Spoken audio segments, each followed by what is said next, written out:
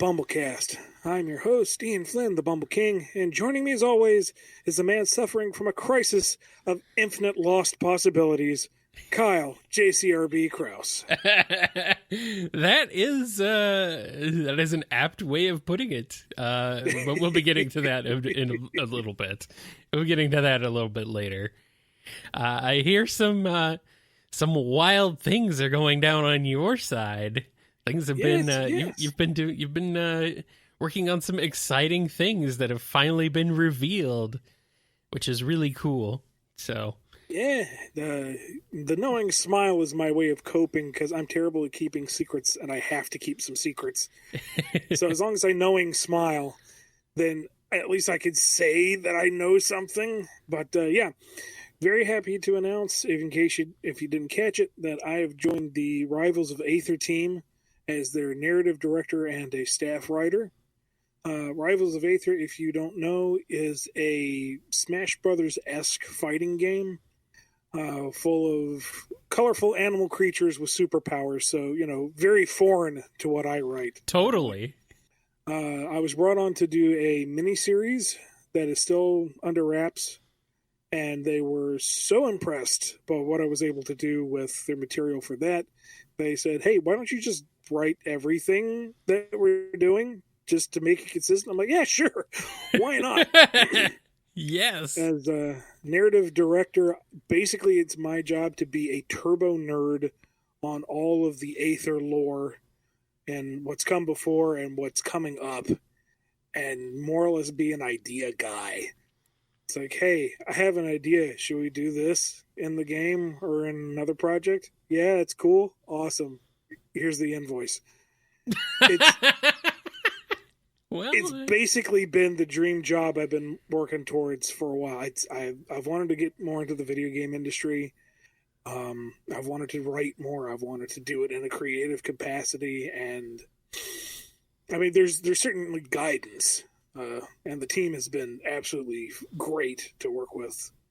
So it's just been a great deal start to finish, and I'm really excited about what we're going to be producing in the upcoming years. So if you haven't given it a shot yet, it's out on Xbox One, Steam, and the definitive edition is coming to the Switch fairly soon.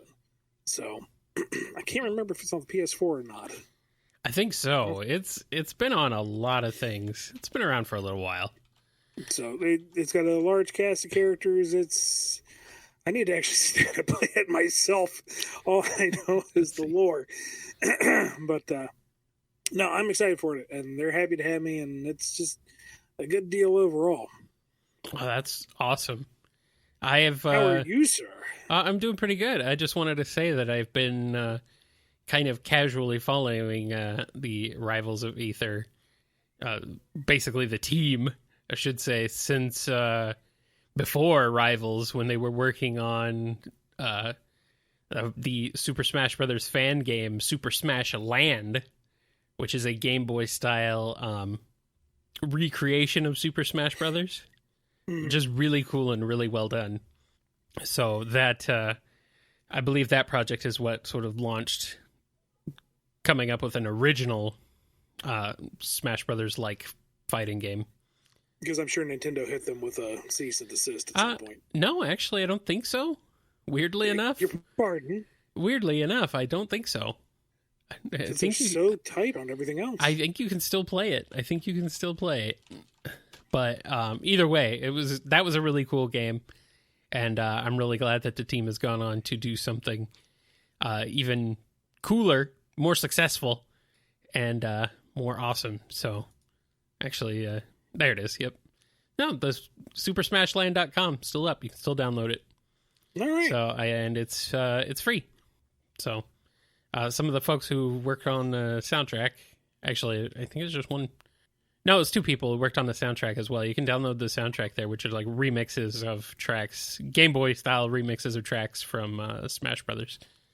So nice. by Inverse Phase and Flashy Goodness, I believe Flashy Goodness is still working with the Aether team. So that is pretty awesome. So yeah, hey, check that out, and then check out Rivals of Aether too. I keep wanting to call it Rivals of Ether. That's how it's been in my head, but there is that A there. So yeah, I don't know. It may be the proper pronunciation in that scenario, but English is kind of a if the English language was a person, they'd be kind of disheveled, possibly drunk, kind of staggering down the street saying, "That's mine, that's mine, that's mine," pointing at all the other languages. So yeah, that's true. It's a good point.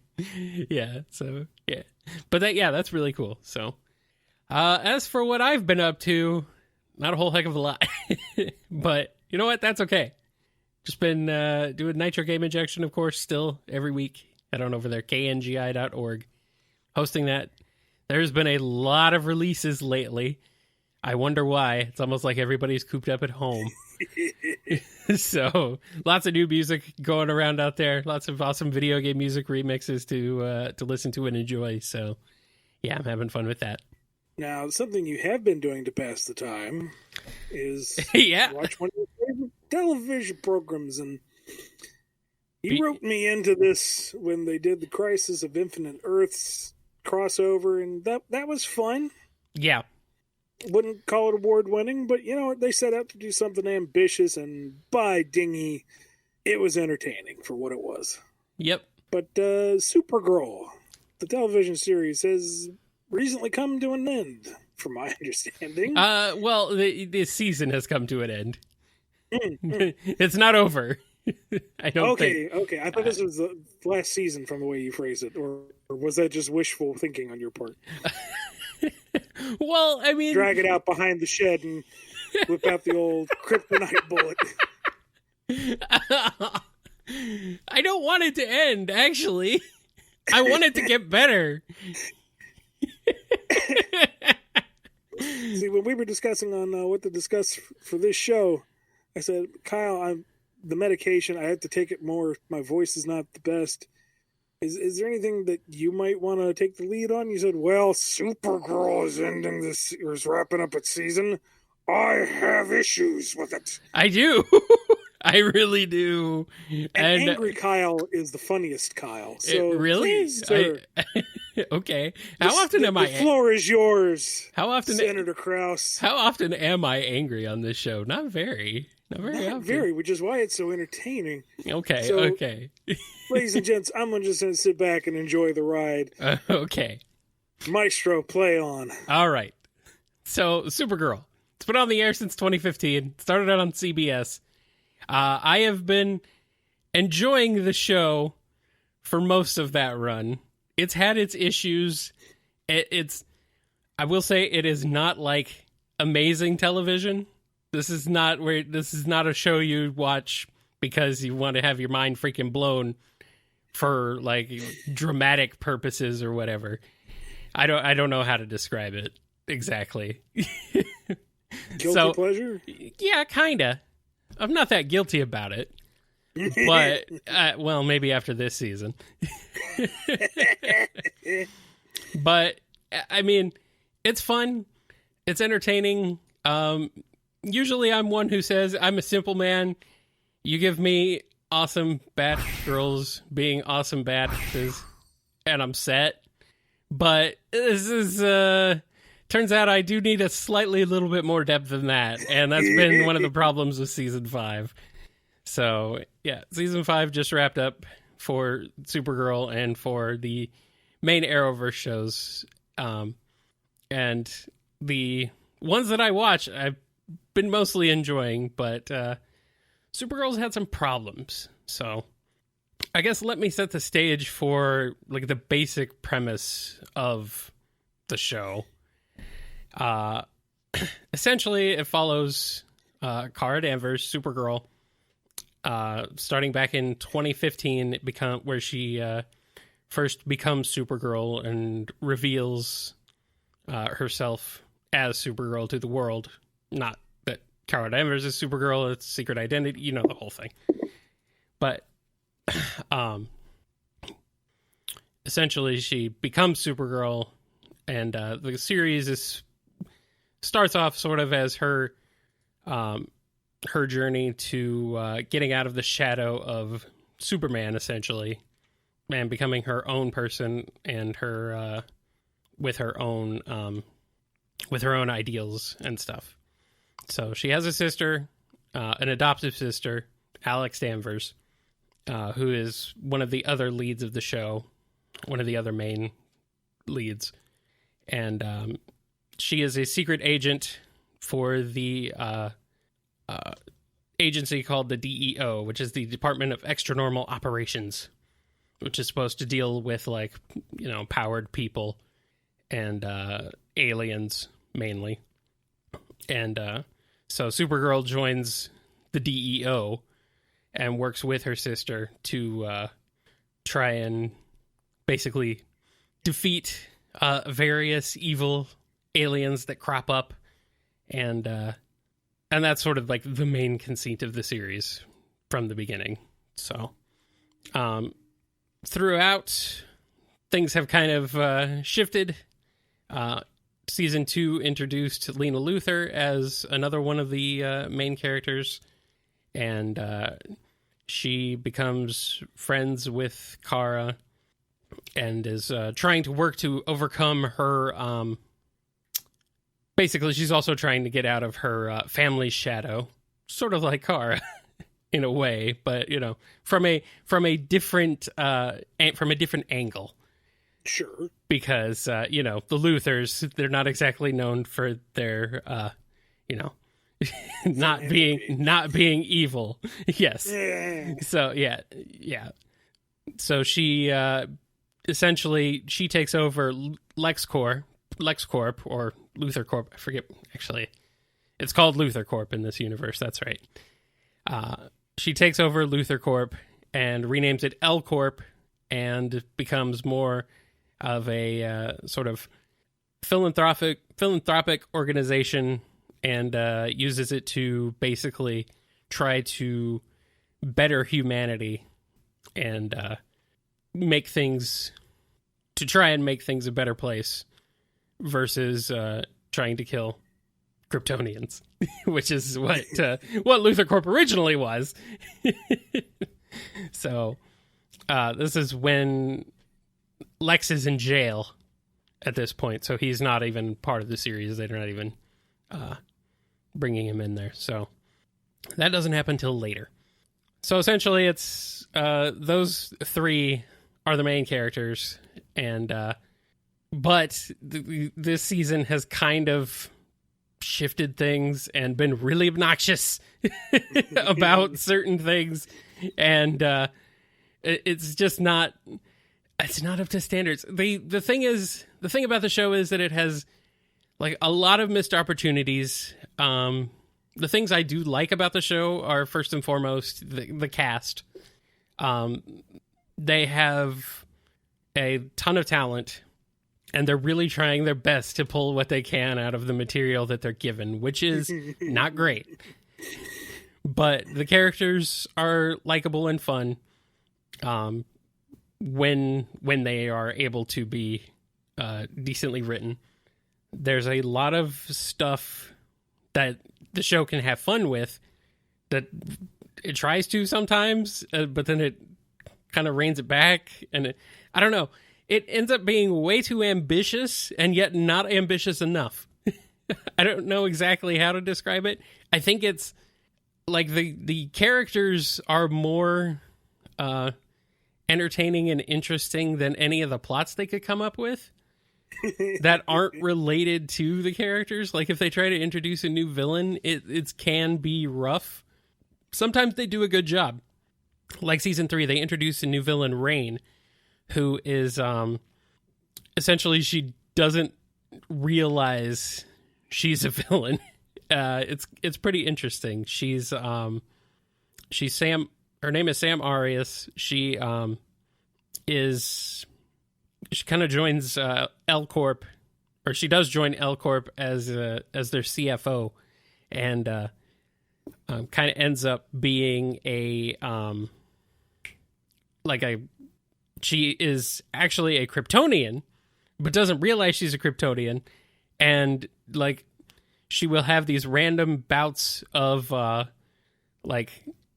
just complete like blankness, she just won't know what happened, and that's when she has turned into Rain, and like kind of goes on, you know, rampages and is just like pure evil. One of the best villains of the series, really.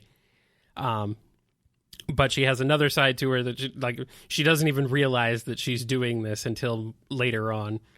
And so they're trying to figure out who Rain is, and it just gets really really interesting in that respect, where you have this very sympathetic and very likable character who also ends up kind of being an evil monster, but doesn't realize it. So you're very she's very sympathetic in that you want her to get better. You don't want her to to die or anything. So I don't know. I kind of like that aspect. That was pretty cool. But it's been rough. It's been rough since then. So season 5, the show constantly, this has been a problem throughout its whole run. It constantly gets dragged down by being like way more complex than it needs to be. There's no reason. It could be so much better if they like focused on its cast, more on the cast and what they brought to the table, rather than trying to write these plots that just, they're not compelling. They're not that interesting. Season 5 has sort of the idea was supposed to be like a more Black Mirror or Twilight Zone-esque sort of thing about the perils of technology and how we're becoming too addicted to like tech and being drawn into other worlds and being drawn away from real life human interaction. A very common trope. It's been happening a lot, especially lately. But legitimate concern, something that's interesting to investigate. Sure. If the show actually investigated any of it. So the show introduces the company Obsidian North, which is a company that specializes in communications and like social media technology, stuff like that. They've been mainly phones is what they had been involved in before, but at the beginning of the season, they start introducing Obsidian VR. And they're these contacts that basically you activate these contacts and you're all of a sudden in a digital world that is practically indistinguishable from reality, but you can make it whatever you want it to be. So one of the examples is there's a whole bunch of Supergirls in in Obsidian VR because a whole bunch of people want to be Supergirl. That's like the most that they explore that, really. They don't go into that other than like some people who they don't actually show any of it, but apparently some people are in there talking to like dead relatives and family members who passed away and stuff like that. So, but they don't really go into that. They they mention it a couple times, and the show does very little to explore any of the implications of this throughout the whole season. It's just there. There's nobody in the extended cast who lost somebody in seasons 1 through 4 and not really, no. Speaks to them again through the VR and gets addicted to being with them again and has a hard time letting them go and returning to the real world, but through the strength of the friendship of their real friends, they're able to find closure and cut themselves off and let go. None of that? Not really, no. Yeah. No. That's off the top of my head, Kyle. Yeah, I know you could write this show better than... I know you can write this show better than anybody else who's on the writing staff, most likely. And you probably take better advantage of the chemistry of the actors and the characters on the show, because the season spent its like entire time trying to desperately separate the two main important and interesting characters from each other. It's like, why would you do that? What are you doing? These are the two characters who we put them together, and they're like the best parts of the show. their interactions are the best, whether they're like dramatic or whether it's through their friendship, and it's just like, nope, we're not gonna have any of those. Like, we'll have a bit of that throughout the first half of the season, but then after Crisis, nah, we'll just take one of them and shove them off to the side and never ever let her out of her cage. And it's like, what are you doing? What are you doing? It's one of those things. So anyway, I'm talking about Lita Luthor, by the way. Lita Luthor gets her character freaking assassinated on this show. So there's been multiple assassination attempts on her and her life, but they actually managed to successfully assassinate her character because, you know, this show. So anyway, where was I? They don't explore the VR stuff at all, like hardly. And I should recap. At the end of season 4, Lena and Lex end up facing off, and Lena shoots Lex at the end of the season to kill him. And in his dying breaths, he reveals the secret that Kara has been keeping from Lena since season 2, which is that Kara Danvers is Supergirl. The reason why that is a big deal is because there have been multiple times throughout the series, as contrived and dumb as it is, there have been multiple times where they sort of have been kind of at odds with each other. Not in that classic Luthor super sense so much, but there have been times where they've had disagreements. Like Supergirl was very concerned about Lena being able to make kryptonite, for example. A legitimate concern. In a way, yes. But at the same time, she was also basically living another life where Lena Luthor is her best friend. And basically, it's Lena feels like she was misled and feels betrayed because on the one hand, her and Supergirl have had issues in the past, but then Supergirl turns around as Kara and is all buddy and her best friend.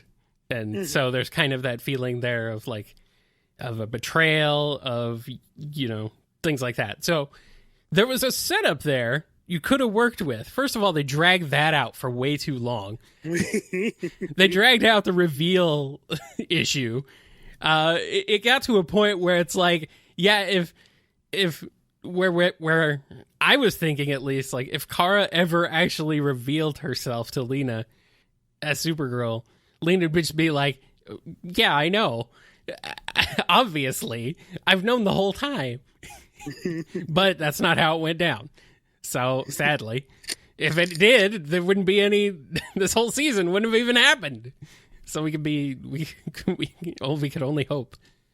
So, anyway, this season also introduces a Leviathan, which are a secret cabal of immortal element benders. The show actually does call them that. They literally do refer to them as element benders. They talk about one of them named Ramakan, who is they literally call him an earthbender. And which is fine, because, you know, Ramakan was a fantastic show. Love all the fans who came out. See you for Ramakan 2021. Yeah, definitely. Not that kind of con. It's more like con, you know, from Star Trek, except I think it's K-A-H-N instead of the other way around, but yeah. As long as he's not a Ramakin, that would just be silly. That would be very weird, yes. So, Leviathan is very boring. They apparently have decided to co-opt Obsidian's VR tech to kill humanity because humanity is killing the Earth. So that old chestnut. Yeah, so these are old gods who think like humanity is you know, causing irreparable harm to the planet, and so in order to kill them all, we're going to used this company and its technology to basically kill them all. It's like, okay, cool, not boring. So what they do is, like, they essentially, there's a new character introduced this season, Andrea Rojas, who is the CEO of Obsidian, and she is secretly a Krata, an assassin who can like teleport through shadows and stuff like that. It's a pretty cool power, but it's not one we haven't seen before. True. But she's secretly an unwilling assassin for Leviathan because they basically are like her father. They're keeping her father alive, basically, and if she doesn't do what they tell her to do, they'll kill him. So it's kind of petty for gods, but sure, why not? Yeah. So essentially, they have infiltrated Obsidian and they plan to use the fact that there is such widespread adoption of Obsidian tech to kill everybody. Facing this very, very, a very roundabout way of destroying humanity. I mean, it's very strange. Why would you go through that much work? If you are immortal gods who have the ability to literally bend the earth and other elements, why would you do that? Why would you do it that way? I want to go the angle of destroy man by their own hubris for irony's sake. They don't mention that. I guess, okay, and they want to do it like secret. I guess they do want to do it secretly, but I mean, it's not that secret when it starts to actually happen. Now, does Ramekin, Ramadan, Ramada, whatever? Nobody cares. How vast are his earthbending powers? Are we talking like move a rock, or are we talking tectonic shifting? That seems to be like more like tectonic shifting and stuff so, like that. It's pretty... why doesn't he just reconfigure the eastern seaboard? Boom. Yeah, I don't know. I don't know. Okay. I don't know. So, Obsidian, like, for some reason, these Obsidian VR goggles have end up with the most massive install base of any product ever. I don't know how. Like, they say something about, at one point, like 4 billion people have these things. It's like, how? How do 4 billion people have VR contacts? Like, these contacts, they can't be cheap.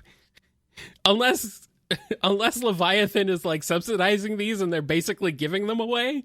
I don't understand, but they never mention anything like that. So for some reason, Ramalama Ding Dong controls the earth, therefore he's bringing up all the gold. He's selling it cheap. Yeah, he's financing these. He has money. So I don't know if Leviathan. Here's another thing. Toward the end of the season, it's revealed that Leviathan has a spaceship of some kind. I don't know if Leviathan are like aliens. Like, how does this happen? God need a spaceship. What is going on? Why does everything have a spaceship? Everybody has a spaceship in this freaking universe because everyone's an alien, and Lena doesn't know it. I'm just like, what is going on here? What is this? So anyway, yeah, Leviathan sucks. They're boring. Obsidian sucks. It's boring. 3 times throughout this series, at least 3 times, Obsidian, there's a literal countdown in the show where they are counting down to a launch of something Obsidian related. First off, it's when the show starts, the Obsidian VR contacts are in beta. So there's only apparently a few people that have them. And then for a little while, there's this countdown until finally they actually launch. And then they're out there, I guess. And then somehow, following Crisis, which we'll get to Crisis, by the way, because Crisis really screwed some things up. Which is not what I was hoping for. I was hoping they would use this opportunity to, like, I knew they would retcon stuff. I didn't realize they'd be retconning stuff that happened the episode before Crisis. Anyway.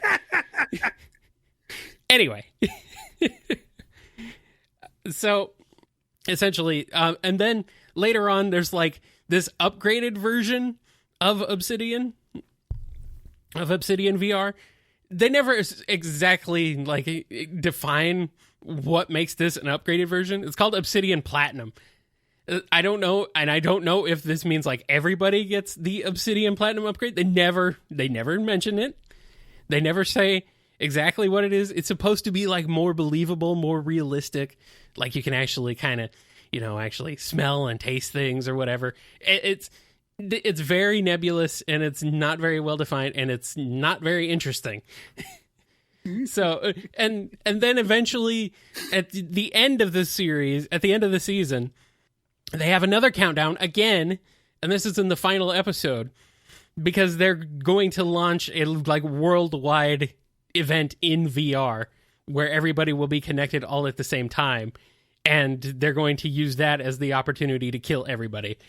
That's Leviathan's play, is get everybody all in VR all at once through some kind of nebulous event that's happening. It's sort of like supposed to bring everybody together or whatever. And yeah, that's it. They do this 3 times. Why are they using this? Why are you using the same countdown plot device 3 freaking times? It's like it happens over and over. And every time also, like, somebody in the show brings up that there's like a security flaw in Obsidian. They never, ever, ever freaking, like, every time it happens, the CEO, Andrea Rojas, she like just waves them off. And she has like the same line 3 times throughout the series. It's like everything's just a repeat with her. There's like no real character development there. She doesn't like move on from that. There's nothing. There's nothing. Well, they're holding her dad hostage, right? Yeah, there is, but she's very she doesn't know that she doesn't know exactly that Leviathan has fully infiltrated Obsidian like this. She just knows that she just knows that they have her dad, or they'll kill her dad if she doesn't do what they say. But if she doesn't kill the people she says, but they don't actually control Obsidian. Like, they don't control her through Obsidian. They don't tell her what to do in Obsidian. They just tell her to kill people. It's very strange. It doesn't make any sense. Yeah, okay. I was afraid I'd missed something somewhere, but no. Okay. Yeah, okay. Yeah. So, anyway, no, you didn't miss anything. Things just don't add up. Gotcha. So, yeah, you get plot threads and various arcs with new characters that are set up, and a lot of them are set up in like the first half of the season, which is like the first 8 episodes before Crisis.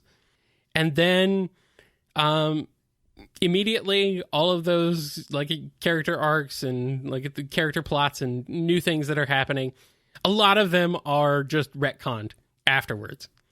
So we talked about Crisis on Infinite Earths, but basically it was like the grand reset of bringing all of these disparate worlds together into one, bringing all of the Arrowverse shows together. Mm-hmm. That was sort of the whole point of it. So I knew Supergirl would be going through a lot because it takes place on a different world from the majority of the rest of the shows, and has more of and also has more of a connection to them. Unlike Black Lightning, which was very self-contained until after the Crisis.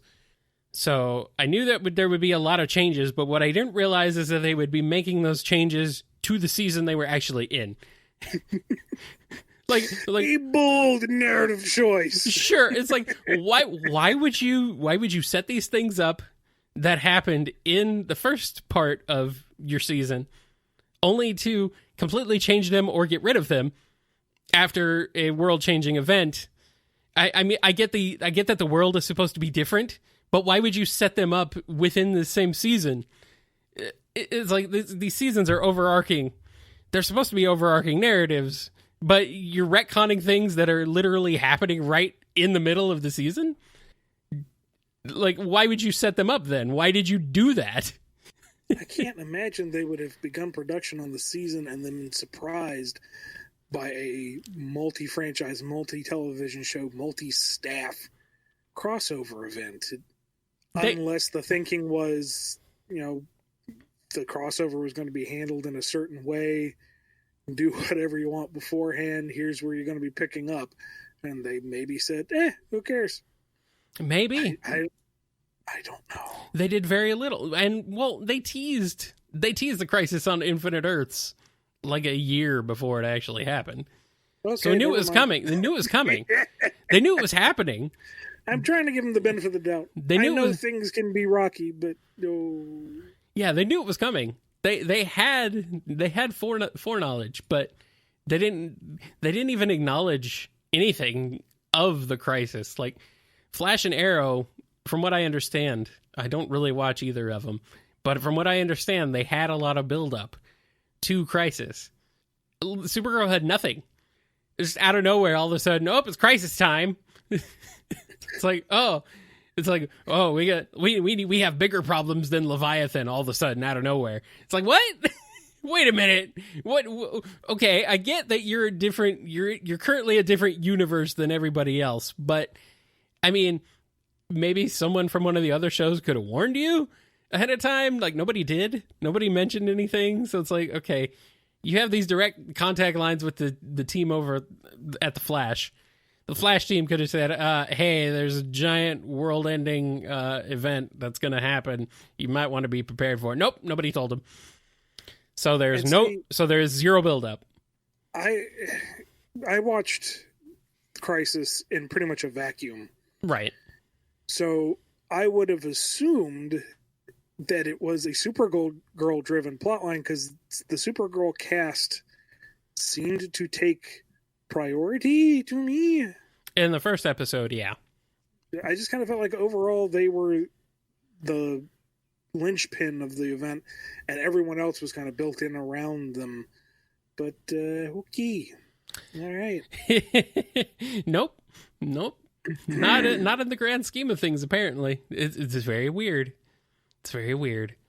So, the things that got retconned were Leviathan revealing themselves after lying dormant for thousands of years. Literally one episode before Crisis. This is when Ramakant finally reveals himself. He basically causes a giant volcano to shoot up out of the ground, which looks wonderful on the low-budget TV budget that this show has. The very low TV show budget. I give them credit at least. They're ambitious, but they really need to tone down the level of these storylines. I think that's one of the problems is that they bite off more than they can chew. It's always like that though. I appreciate their enthusiasm, but come on, work smaller. Work with what you got instead of trying to do things that really just don't look good. It's pretty clear that the effects budget just got slashed at some point, especially this season. And it's like, come on, guys. You try not to be so effects heavy. You don't have to be this effects heavy. Batwoman fares just fine. I know that I know Supergirl and Kryptonians in general are more of a cosmic force rather than the street level heroics of the Bat family, but tone it down a tad. You don't have to try and go all out. You can do something smaller. Well, that's what you were saying earlier, is that if they focused on the interpersonal storylines, right, you can fill in a good 15 minutes of your 20-minute runtime and then save your budget for 5 minutes of razzle-dazzle. Exactly. So the thing that, they, like I said, Leviathan revealed themselves one episode before Crisis, and then after Crisis, all of a sudden, they're, secret again. There's nothing, there's no ramifications for this giant volcano appearing out of the ocean in the bay of National City. Nothing. Nobody cares. It's gone. It's just gone forever. So shows how much Crisis changed things. It's there for contrast. Yeah, sure. Andrea Rojas being an assassin is retconned. They apparently never actually activated her in the new post-Crisis universe, so she's never been an assassin. She doesn't have any powers or anything. Nobody knows. So they set her up as like a secret, unwilling assassin for Obsidian or for Leviathan, and then never bother with it again until the last episode, where they finally activate her in this new universe. It's like, why did you set this up? Only to not do anything with it. Why are you doing this? Why are you doing this? And then I guess we have to talk about William. I guess. Because he's very boring and there's no reason for him to exist. He is introduced as Kara Danvers, first of all. In her secret identity, she works as a journalist for Catco. Because of course she does, because she's a super, so she has to be a journalist. Apparently this is how things go. So I want to get out from under Clark's shadow. I'll be a journalist too. Yeah, exactly. But she's a journalist for a magazine, not a newspaper. That's the difference. Oh, Well, she traded to a different dying medium. Anyway, so she's a journalist for Catco, and Catco is bought by Obsidian, and basically turns into Obsidian's propaganda wing. They never really explore this much beyond what I just said. It just is. It just suddenly is. So Andrea Rojas is Kara's boss. That's all you really need to know. They introduce William, who is a British journalist who apparently is supposed to be one of the best in the world. They introduce him as a real jerk. He's like just kind of a dick, for lack of a better word, I suppose. Mm-hmm. And he's faking being married. And he's just kind of mean to Kara and just picking on her for reasons I don't even remember. Like, I can't remember why he was picking on her. I just remember he's just like picking on her for no reason. So, but apparently he was actually secretly trying to investigate Obsidian and Andrea Rojas because I don't know. Because I think because of his best friend Russell, who's introduced as the villain Rip Roar right before Crisis, and then immediately they wipe that away afterwards and then kill him off. What? Why? So, but in the second half of the season, they try to pair Kara and William up romantically, and it falls completely flat. And nobody cares, and everybody hates William. And, like, it's no good. It's nothing about it it's not interesting. He's not an interesting character. He's only there as, like, plot exposition. He doesn't do anything. He just, like, he's investigating Lex Luthor for potentially killing Russell in the second half of the season. In the first half of the season, I think he's like trying to investigate. I don't even remember what he's trying to investigate. It's a completely screwed up mess because they retconned it. They retconned his reason for existing in the second half of the series, and he's like, he ends up being just a big nothing burger character, and it's pretty clear that they're like. It gets pretty clear at some point that they are editing around like William and Kara's interactions with each other. Because at one point they go on a date, and apparently, like, William had been so, like, poorly received, and the idea of them going on a date had been such a big issue with the fans of the show that, like, it's very clearly they hastily edited around the fact that they went on a date. Their date lasts for, like, 2 seconds. Kara is clearly very uncomfortable around William too, by the way. They don't have chemistry at all. Like, they don't get along. They don't seem like they like each other. At least Kara doesn't seem like she's really into William. So they end up going on a date, which is going out and playing pool. And this is like a 2-minute scene maybe in the show. And then it never gets brought up again.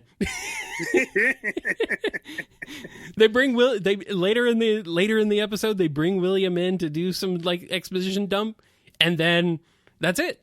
They never talk about the date. Nobody asks Kara how it went. Nobody says anything. It's just all gone. It's just wiped away. And it's like, well, then what was the point of that even happening? And it never comes up again.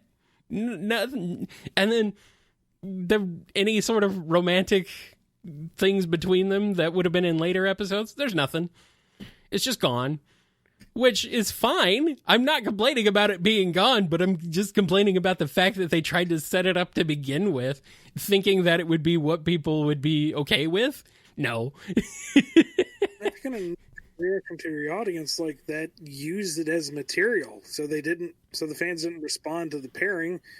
Play with it. Have Kara, reject him. How does he react to that? Why does she reject him? Well, for obvious reasons, but how does that affect William?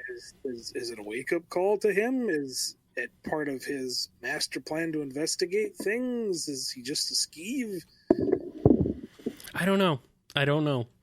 He ends up... I'm having a question of Kara's company gets bought out by the evil corporate overlords. She's a journalist. Why isn't she the one doing the investigating of her sinister boss and uncovering the connections with the space god alien peoples? She is investigating Obsidian, but never figures out the connection between Leviathan and Obsidian. So she's investigating Leviathan. They never seem to figure out that they never seem to figure out the connection between Obsidian and Leviathan until like the end of the season. Okay. And even then, it's kind of like just glossed over. Yeah, so this is a big problem. It's a big problem, this show. I've been going on for it's been going on for way too long about this. Jesus. What is wrong with me? That's all right. Now, lie back down on the couch and tell me where the show touched you. It's like, why do I care so much about this? It's because I want to like the show. There's a lot of aspects about the show that I do like, and I think it could be so much better. But there's just so much of it that there's like, especially this season, where I'm just like, oh, what are they doing?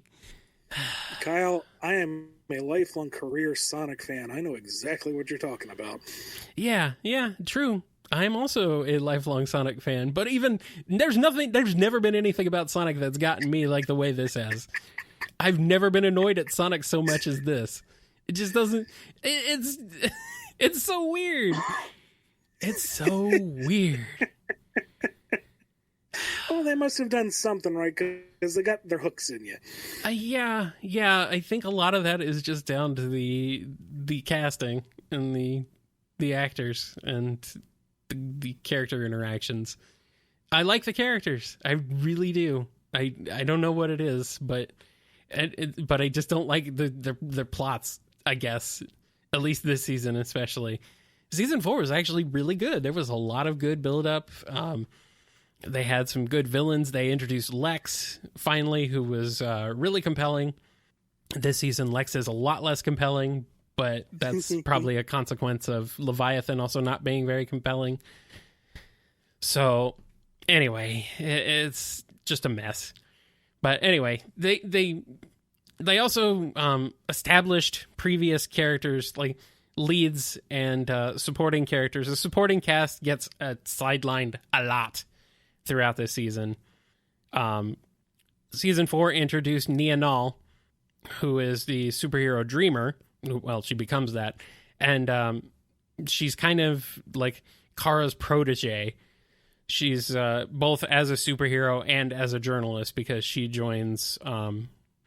she first joins Catco as a writer and then becomes Dreamer once her powers start manifesting, and she learns that she's... Well, she already knew this, but she ends up finding out that she's the one in a long line of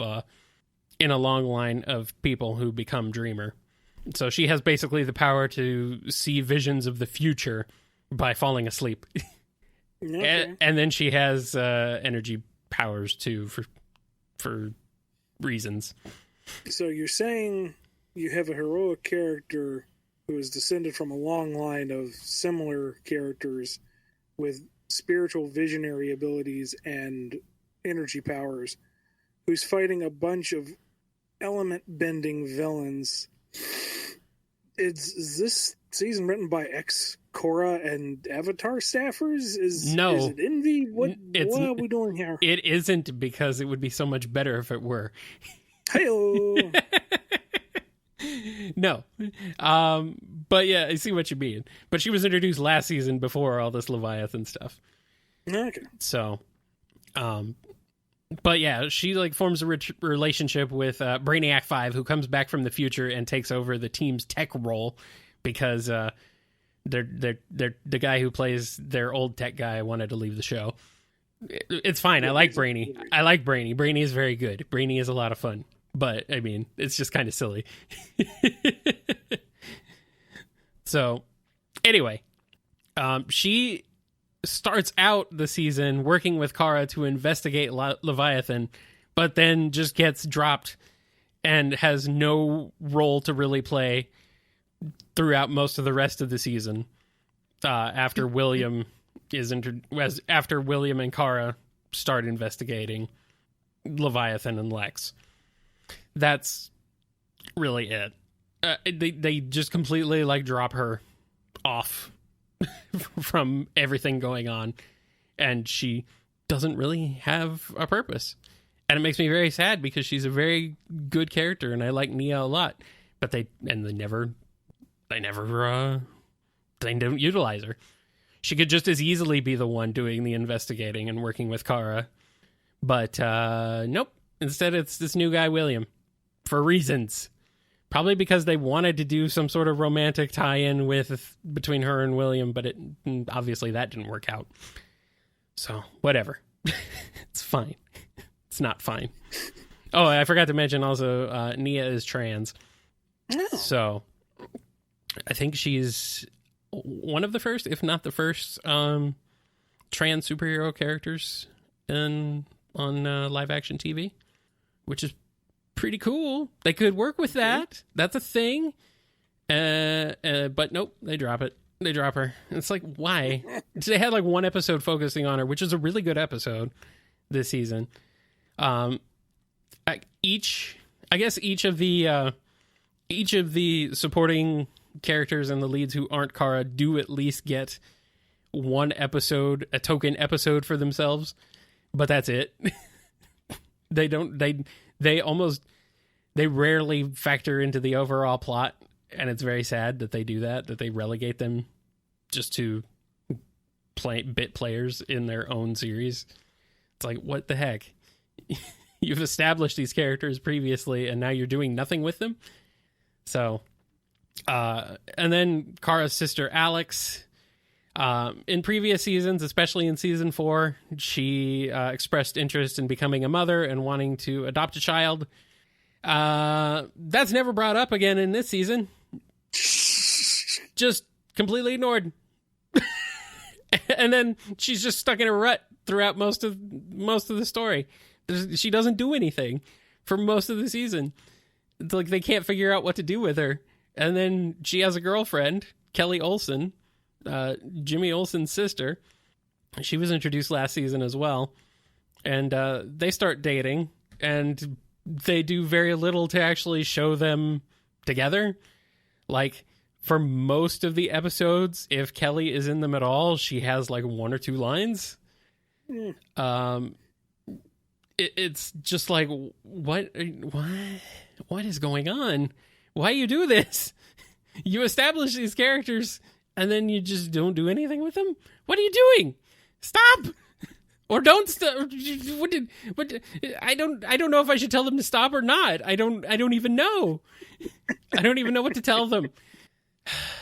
So anyway, we're finally to the big issue for me for this season of Supergirl. Oh, this is the one. This is the one that freaking drove me up the wall. Talking about the character assassination of Lena Luthor. Lena Luthor is my favorite character on the show. I think she is... The problem is she's too complex for the show. I don't know. Do you have you ever experienced that, Ian? In something where there's a character that is like really cool, very compelling, has a lot of depth, just has been established as like having a whole ton of like just backstory and as like intrigue about them, and then like the show does nothing to actually like support them, or it doesn't even have to be a show. It could be like a comic or anything, a movie. Have you ever seen that? I'm opening up the dictionary under this, and I'm finding a picture of Shadow the Hedgehog. Okay. All right. Yeah. I get it. Yeah. Actually. Yeah. Yep. All right. So, anyway, when Lena was first brought in season 2, she was established as trying to get out of the shadow of her family, trying to be better than her brother, especially. She actively worked with Supergirl and with Kara against her mother, who is Lillian Luthor, who was also leading up her own evil organization, Cadmus. They were working together to try and take them down. And throughout the series, they had come at odds with each other. Like I mentioned before, Lena learned how to make kryptonite, which concerned Supergirl and kind of put them at odds with each other. And it's very weird, just in general, to do. I mean, I get they wanted to go for the drama aspect of it, of like these characters who are best friends but don't realize, one doesn't realize that the other is her best friend, and so like there's this weird dramatic tension going on there. It's just strange overall, though, how they set it up. So they've kind of been, even though they established early on that Lena is desperately trying to not be like her family, not like her brother, and be more philanthropic, and like takes over LexCorp and tries to make it a force for good. They keep trying to tease multiple times that, oh, is she gonna become evil? Ooh. They do this. They do it multiple times. It's like, what are you doing? Why would you establish this character as being not evil and trying to go down a different path from her family, and then be like, ooh, but maybe she is evil. You don't know. Why would you do that? I don't understand. Why am I talking like this now? So anyway, so that's one thing that I hate. I've been hating that since like she was introduced. It's like, whatever. She's pretty clearly established herself as not being evil. Why you say, oh, maybe she is? So, yeah. So anyway, the end of season 4. We're going back to that because that sets up all of season 5. At the end of season 4, her and Lex are facing each other down, and she ultimately shoots Lex to kill him, which I mentioned before. And then, for some reason, though, once Lex is resurrected following the Crisis on Infinite Earths, she decides to work with him for reasons I don't understand. She killed him, but now she's going to work with him. So at the end of season 4, though, yeah, in his dying breath, she tells Lena that Kara Danvers is Supergirl, blah, blah, blah. Lena is distraught by this and is apparently so angry that she is using the Obsidian VR to basically work out her aggression and give herself superpowers and punch Kara in the face. Which is funny. When it happens, it's very funny, but it's not very healthy, obviously. And it's just like, what are you doing? So has she shown a tendency for these violent outbursts before? Not really. She's not a very physically violent character. I mean, she's not like a physical fighter. She's not a fighter character, really. She's more of she's an inventor. She's a scientist. The fact that she pulled a gun on Lex at all, let alone it being her brother, was a big thing for her. Sure. Yeah, I mean, it wouldn't be the first time she pulled a gun on a character, but the fact that it was her brother is a pretty big deal. The fact she actually pulled the trigger is kind of a big deal because she hadn't done that previously. I'm pointing out but she had character dissonance here of she is not an overtly violent person, and now she's living out fantasies of punching someone that she has grown to trust and respect because of one small boo-boo. Yeah. And the reason Kara gives two reasons throughout this, but the reasons that Kara gives are, first of all, she wanted to have Lena Lena saw Kara as Kara. Her opinions of her weren't colored by the fact that she was Supergirl. So, and Kara didn't have anybody else in her life who, didn't think of her as Supergirl. So she wanted Lena as her best friend to just treat her as a normal person rather than the way everybody else, even her own sister, tries to, or doesn't try to, but the way her own sister looks at her as being, a Kryptonian with superpowers. A reasonable desire. Sure. And so she never told her because of that. And she also never told her because, the old superhero trope of, I don't want to tell you to protect you. I don't want you to get hurt because of me. And, right. Even though there are multiple assassination attempts on Lena's life because of her association with Supergirl, that's never made a secret. So that doesn't really hold much water, as it never does. But those were the reasons she gives. But Lena is distraught because she feels like Kara was just using her and being her friend to watch her as a Luther. She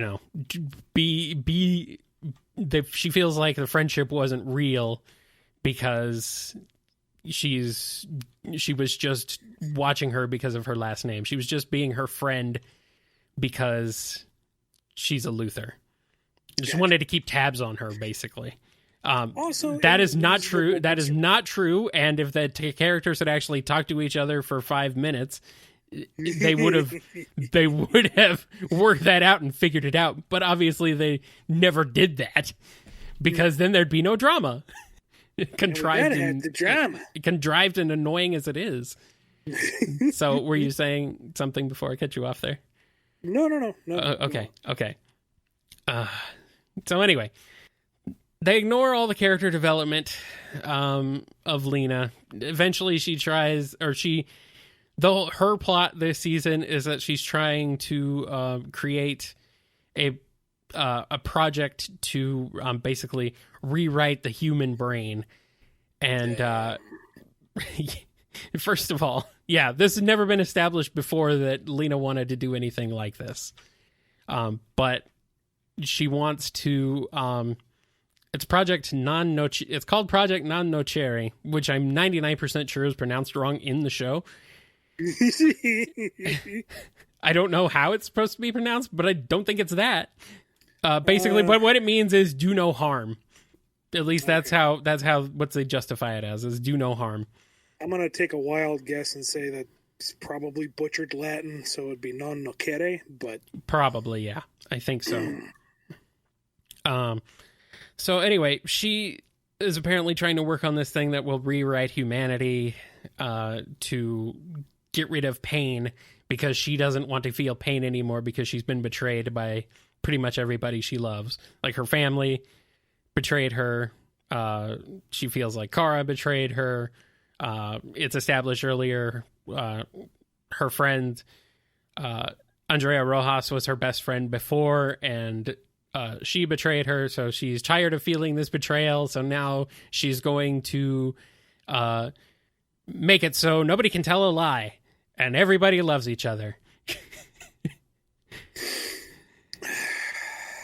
It takes her 18 episodes to realize that pain is part of the human experience, and switches sides back to working with Kara again after Lex.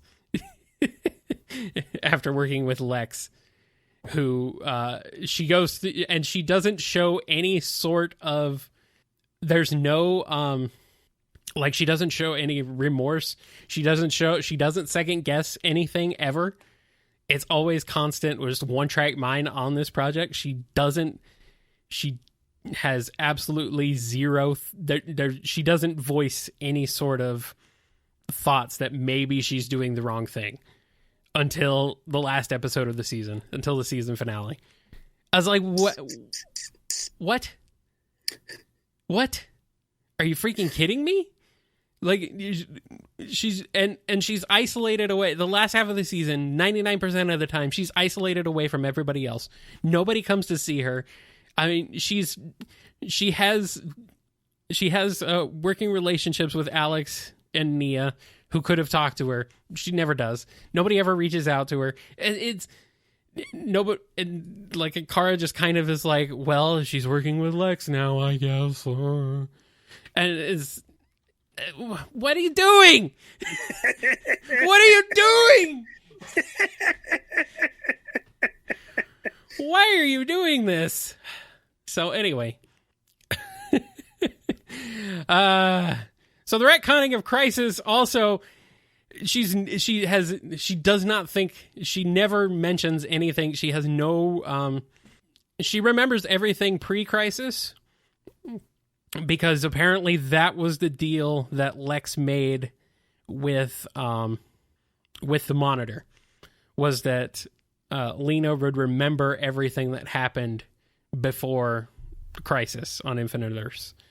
So essentially, even though in the new universe they had set it up to where Lex now owns the DEO and has taken back over Luthor Corp, or not actually, didn't take it over, is now still owner and is like a heroic philanthropist, which you may remember from Crisis. Yeah.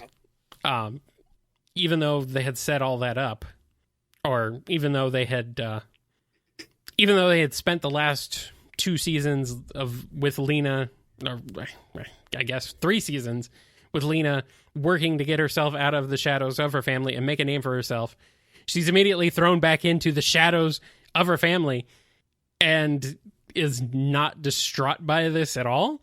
She does not mention it in any way. She does not seem to care. Like, it doesn't matter. It never comes up. There's no showing her of, like, the idea of her, like, saying anything to Lex of, like, you took everything away from me. You made everything I worked for pointless, and it never happens. Never comes up. All she cares about is non no cherry. It's like, what? Why? She's been established as this character who's so desperate to get out from under the shadow of her family, and then immediately, as soon as she's back in the shadow of her family, she doesn't care. What? No. If she would remember pre-Crisis, she would know of all her gains. She would know that her brother had more or less stolen her life. Right. And that she killed him, and that he's still around, and that he did this to her. So... I guess it's supposed to be like, oh, the devil you know. She at least knows what she's getting with Lex. She fully expected him to betray her, except then she acts surprised when she acts surprised at the end of the season when it's like, oh, you've been misleading me this whole time. You've been leading me to believe I was on the right path with this project, but ultimately it's not going to work. It's useless. You're a monster. And it's like, well, yeah, we know you're a monster. You said this last season. You've already called him a monster at least multiple times. What are you doing? Anyway, what? That's why she shot him. Exactly. So it just completely, like, reset her character development. What are you doing to me? Ah! Anyway. So anyway, I think that's pretty much it. The second half of the season separates Kara and Lena from each other, isolates Lena away from everybody else, and until she actually like finally realizes what she's doing is wrong and is not working. Her and Lex try to test it on a prison where it does seem to work at first. They're working on prisoners where there's like one kind of, I guess, sort of a nerdy guy who gets beaten up a lot, kind of bullied. And she uses Project Non-Nocere to rewrite the prison population as being, you know, nothing but like nice and zen to each other, and they're all friends. But then eventually it comes out that as soon as they're like punched in the face or hurt by anything, their like fight or flight response kicks in and they freak out and they like go into a rage. And then the entire prison population, like it just cascades like a domino effect throughout the prison population, and everybody starts like killing each other. And then that's when Miranda thing all over again out of Firefly. Yeah. And then when Lena realizes that, or when Lena sees that, she realizes, oh, this is not going to work at all. And that's when she all of a sudden like is like, oh, you're a monster, Lex. It's like, yeah, we know you're a monster. She should know that Lex is a monster. He hasn't changed. He's still the same Lex from before. I don't know what she was expecting. So anyway. So finally, she goes back to Kara and is very like, you know, tearful and remorseful and is like, I was wrong. I did the wrong thing. I never realized what I was doing until it was too late. And now they're going to use what I've made to kill everybody via Obsidian VR. And Leviathan is working with Lex to do that. And yeah, so that's basically the whole season in a nutshell. Is it takes them like 10 episodes to finally get Kara and Lena back together. And yeah, so it was just a pointless drama-driven thing just because. And I don't know. It can be compelling to have two characters who were previously friends with each other at odds with each other. The example I can think of, even though I have not had the chance to sit down and watch much more of it, is the new She-Ra, or between Catra and Adora, where previously, you know, they grew up together, they were best friends, and then Adora finds out that she's actually, or that she has the power. She has the power. Anyway, and then you know, Catra feels betrayed and all that stuff. You know, there's a lot. You of can do that. So that we could do a whole episode on just the two, just Catra. But no, yeah. It's a very similar thing. And you can do that, and it can be very interesting and engaging and you know, good. This show tried to do that and failed. Failed miserably. And it was bad. Yes. So, yeah. Anyway, that's it. That's my rant on Supergirl. I think the only thing better now. Yeah, I do. The finale was okay, actually, which kind of took the wind out of my sails of the season being annoying. It's like, I'm so mad, and then the finale aired, and I'm like, okay, fine, whatever, show. Jeez. It's like, it's okay. The finale is okay, even though it wasn't intended to be the finale because of the pandemic, but, you know, they made it work. They didn't get the chance to film like half of the last episode because of the pandemic. They had to shut down production. So for all intents and purposes, the ending should have actually been a lot worse than it was. So you know what? Good on you. Good on you. You pulled it off. You pulled it off and pulled out something decent out of this turd of a season. So anyway, I think Other than that, that's really it. So, yeah, I'm ranting about a show like hardly anybody watches, and I know hardly anybody's watching it, especially now. Ratings have tanked. Gee, I wonder why. It couldn't be because you've sidelined or separated all of your most interesting characters from each other and completely... and your villains are completely boring and nobody cares about what's going on. Jeez, it can't be because of any of that. Not at all.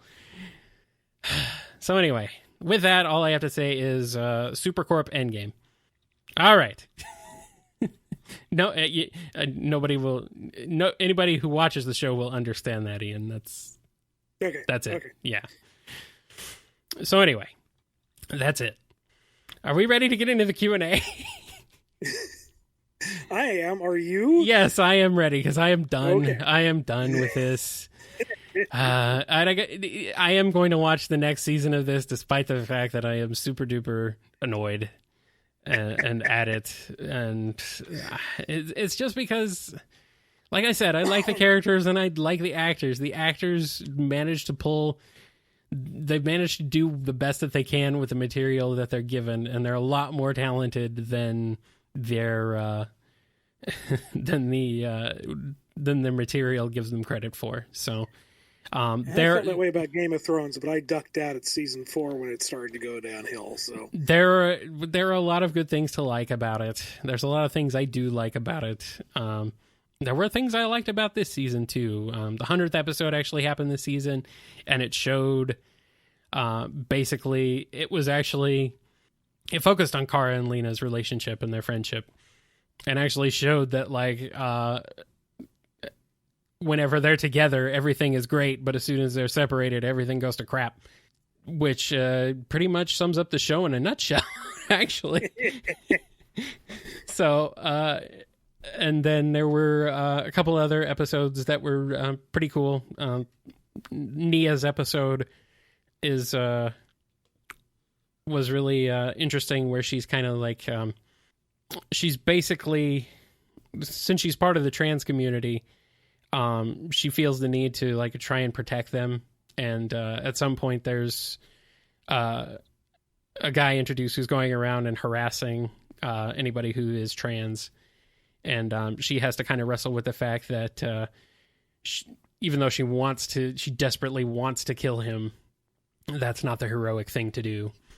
So that was a good episode. Also completely not related to the overall plot of the season. So that's probably another reason why it was a good episode. Any episode not related to the plot of the season, not bad. Not bad. So... Okay, I'm done. Q&A. You can email us, BumbleKast@yahoo.com. You can ask us questions on Twitter @BumbleKast or via Ko-fi. That's ko-fi.com/BumbleKast. Down in the YouTube comments below the video, you can leave your questions down there. Or you can leave your questions via Patreon comments, messages, or in the Q&A channel on Discord. Keep in mind that if your question hasn't been answered within the last few episodes, is on the FAQ, or is about past Sonic plans, we likely won't answer it. If your question hasn't been answered for a while, check both those places, and you might see your answer there. All right. So our first question from the priority Q&A this week comes from none other than Crooker. Not sure if this counts as Lost Hedgehog Tales territory, but I'll ask anyway. Was it being subtly implied that the Unified 7 Chaos Emeralds in pre-reboot were more powerful than the ones before the merging? Naugus seems surprised he can do some things he can do, fixing Bunnie, and Eggman and Sonic are suddenly able to use them to literally alter reality. It stands to reason that thousands condensed down to 7 would be more powerful, but was this an intentional implication left ultimately unexplored, or just me overthinking? Actually, I remember this was a hotly debated topic on the old Bumble King forums when it happened. Writer intention here is that they were the same power level, because the Chaos Emeralds are supposed to be infinitely powerful. If you combine infinity with infinity, it's still infinity. You can't gain more from something that is literally unlimited. And then the debate turned into, well, clearly there is some limit because Interjack was able to drain a bunch of them by himself. And it's like, look, the Chaos Emeralds were mishandled from the start.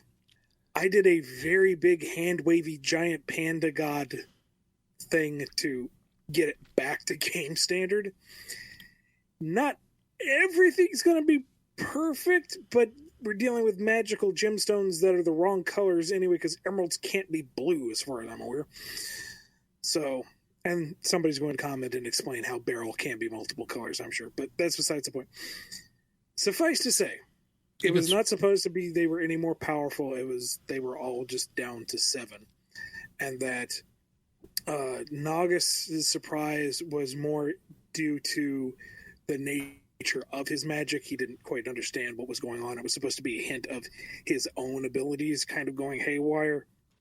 And Sonic and Eggman using it as game canon. You know, Sonic Advance 3 is Eggman uses a Chaos Emerald to split reality into pieces. You've got Super Sonic and Super Shadow warping space-time and putting the Arc back in orbit. That's what it do. That's what they do. All right. Next question comes from Andrew D. Since Archie Sonic Volume 1 is a world you presumably can no longer touch, have you thought about reading the fan continuation, Archie Sonic Online? Nope, no fan content, period. It isn't a matter of it being based on material that isn't being developed officially anymore. It's about the ideas. Archie Sonic Online might have a neat plot point, or they might have a character that does something in an interesting way. And if I were to go, oh, that's neat, and accidentally retain it and repurpose it for my own, some folks might be upset. Maybe they would be flattered. I don't know. I'm not going to take that gamble. So, no fan material. Yeah, there's a few continuations. I haven't checked any of them out myself, but some of them look pretty interesting. So, I'm going to wonder how salty they're going to be when Lost Hedgehog Tales does come out and doesn't go with what they wanted or what they've done. I think they kind of. I'd hope that they kind of expect that.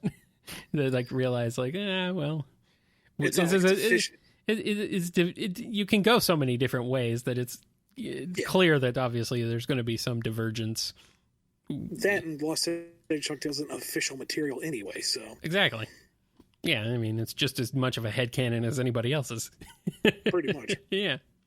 All right, let's get into the standard Q&A. First up, we got one from PC the Unicorn. Is there any particular reason why Gemerl and Omega are more robotic in the IDW series continuity? In the Archie continuity, they acted less robotic and had more personality. That is direct direction from Sega. In the old book, there were different circumstances that do not apply to the IDW book. All right, next question comes from Liam B. Was there any character or situation, aside from the obvious ones, a reboot, you personally hated and had to write simply out of obligation?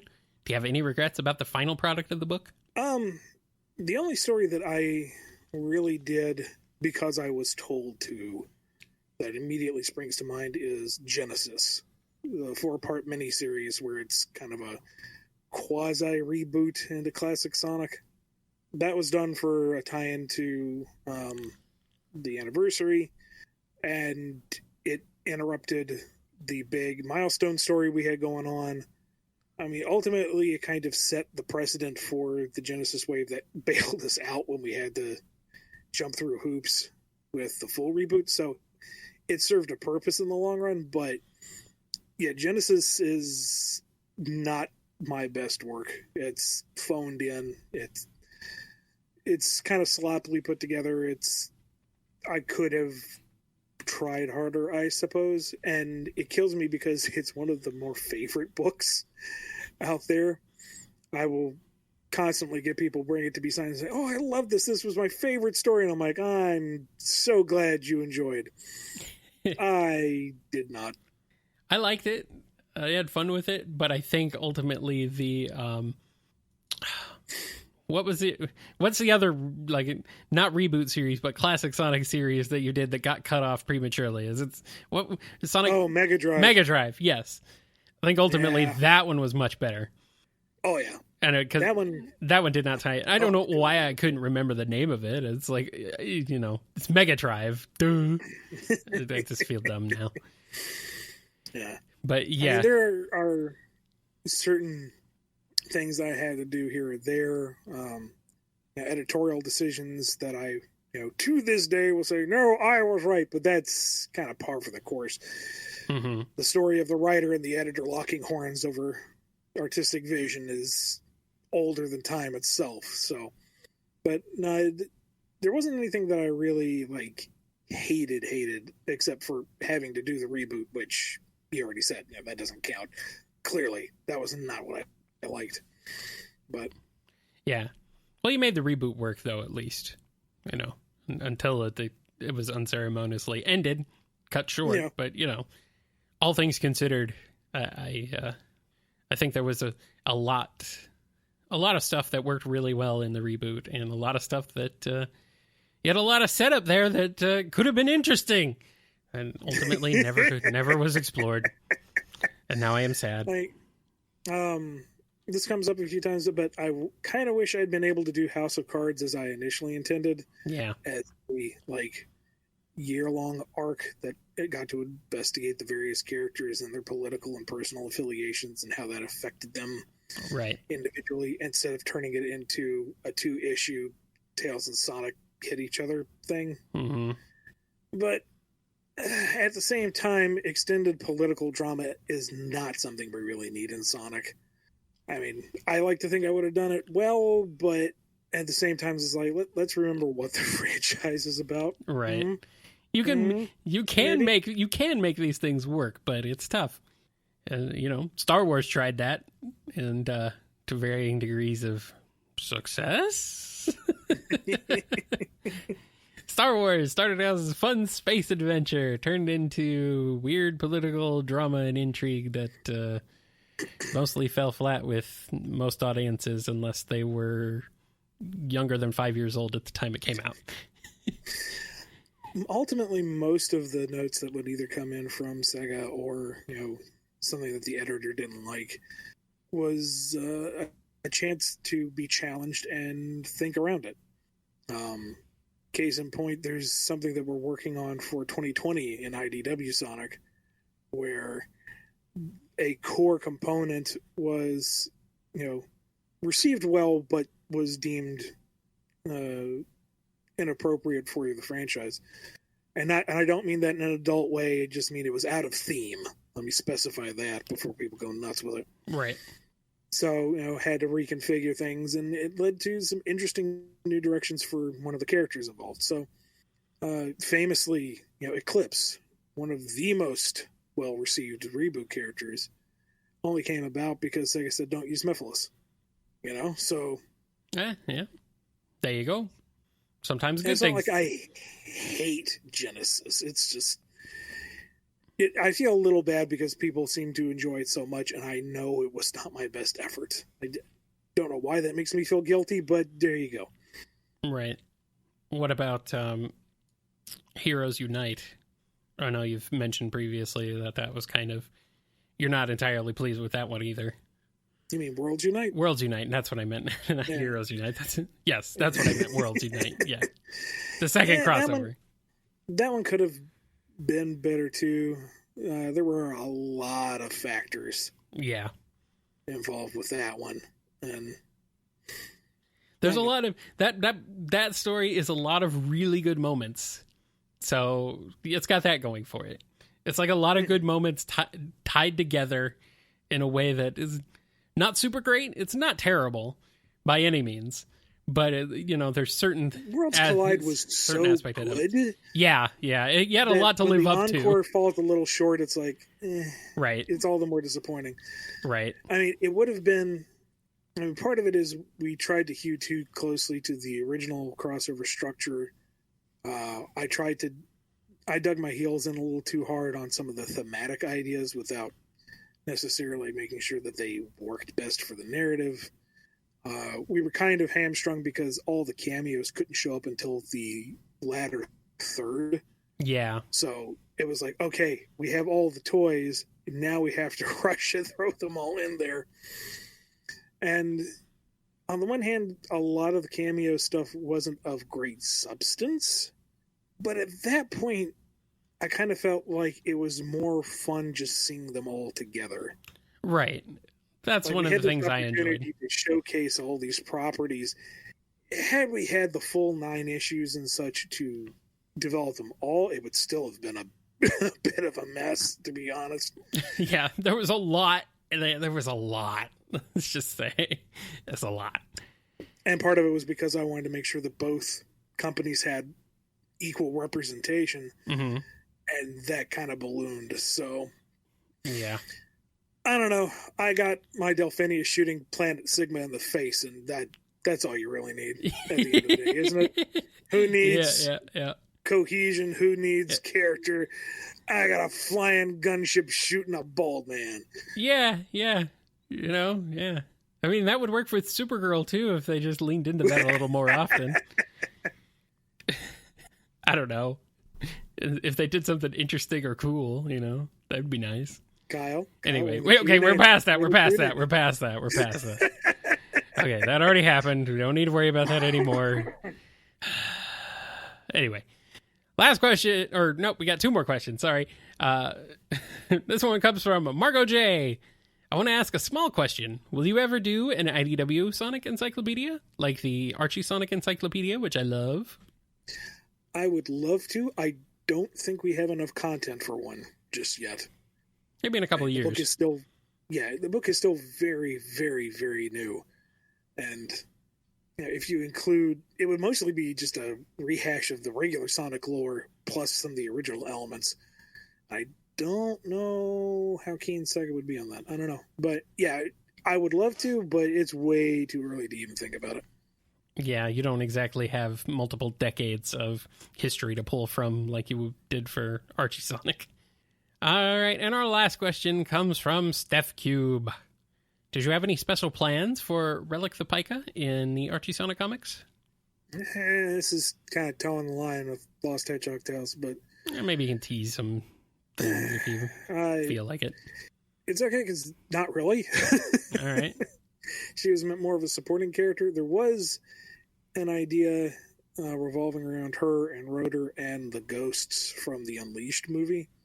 But there was a scrapped idea with her and Tikal during Shattered World, but that's all either ideas that didn't happen or ideas that didn't happen that I haven't written down yet.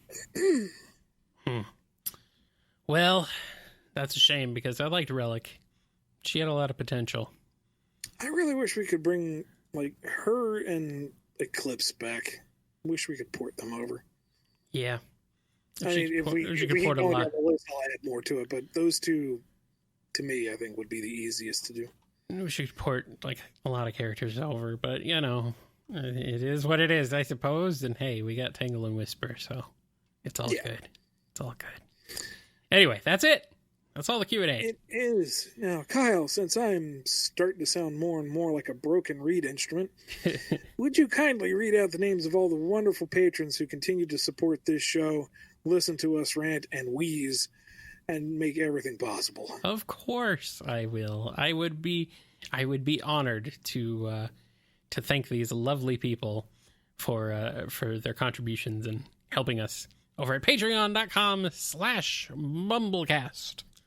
Big thank you to Daniel H., Alex P., Connell T., Salute Your Cat, Crooker, Blue Title Gamer, Koopaling Crew, Andrew D., Chris A., John B., Diane W., James K., Jennifer R., Torchbound, Lisa M., Owen B., Preston M., Frederick, Digama F. Wow, Justin S., Silly String, Tucaro, Scruffy Met, Lee H.K., Overthinking Films, Don B., John M., Chauvel, Mike B., Din, Samuel P., Justin G., Sin Fritz, Dave M., Sam Cybercat, and Final Neil. Thank you, everybody. Once the show wraps up, you can find me over on Twitter at IanFlynnBKC. You can see my whole resume of stuff I'm doing, including working with the Rivals of Aether team over at BumbleKing.com. Also, check out my original comic series with Sonic veteran Adam Bryce Thomas. It's called Drogoon. That's DROGUNE.com. Yes, go read Drogoon. Please go read Drogoon. It's very good. You can follow me on Twitter at KyleJCRB. You can also check out kngguy.org, where you can find archived episodes of the BumbleKast in MP3 downloadable format for your listening pleasure on any device. You'll also find the podcast feeds over there, links to everything related to the BumbleKast and all the other shows as well, including my show that I host every Monday at 7 p.m. Eastern Time over there at kngguy.org, Nitro Game Injection, video game music show where I play lots of video game music arrangements, remixes, covers, all that fun stuff, usually made by fans, and basically just spotlighting that whole video game music arrangement community. So be sure to go check that out. That's kngi.org. You can contact and follow the show on Twitter at BumbleKast, email us at bumblecast@yahoo.com, and you can pick up episodes on Apple Podcasts, Google Play, Spotify, or YouTube. Don't forget to also check out the Bumble Store at shop.spreadshirt.com/BumbleStore, where you can find all sorts of good merchandise to put in your good home or on your good body. Sure, do that. Shop.spreadshirt.com/BumbleStore. You can get logos. You can get our logo or our lovely faces printed on any sort of things that you would like mugs, hats, shirts, circuit phone cases. Sure, yeah, you can get a fancy phone case. I don't know what else is over there. Go look at it. Go find out for yourself. Shop.spreadshirt.com/BumbleStore. And join us for live gaming streaming on BumbleKast Gaming Live now 3 times a week, if our health and schedules allow. Typically on... I was going to say, yeah, schedules permitting. Usually on Sunday evening. Kyle? You got Sundays at 10 p.m. Eastern Time, and then I will stream at 11:59 p.m. Wednesdays and Fridays. So, thank you. Yeah. Brain fart. That's okay. Yeah, that's it. Good. Anyway, keep an eye on Twitter. You'll see announcements and stuff. So, if there's like a time we can't stream or whatever, we'll announce it over there. Or when we are streaming, it'll also be over there. So keep an eye on Twitter. That's going to wrap us up for this edition of the BumbleKast. Thank you so much. Kyle, I'll send you the bill for this therapy session. The rest of you have a wonderful week, and we'll catch you next time. See you guys later. No. Well, I mean, truth be told, yeah, nobody watches this show, the BumbleKast, either, but that's expected.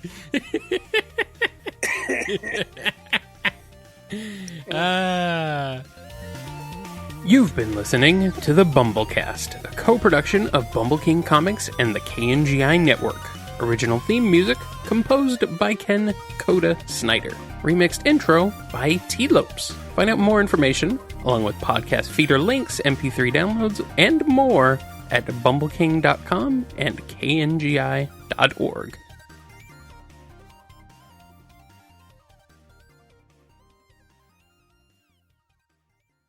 This really was therapeutic in a fashion. See, I don't usually get too riled up about things like this. I know, it's funny. Like, I'm usually pretty cool about, like, stuff that like storylines, like shows and stuff. I just kind of like roll with it. Yeah, it's fine. Like Sonic, I just kind of roll with it. Like, yeah, whatever. At this point, it doesn't matter. Just do whatever you want to do. Fine. I don't care. But I don't know. I got invested in this stupid CW show. And now it's like, now I'm just frustrated. Kyle. Yeah. The show's done. I know it's done, but that doesn't mean I don't have more to say. Doesn't mean I'm done. Just because the show's done doesn't mean I'm done.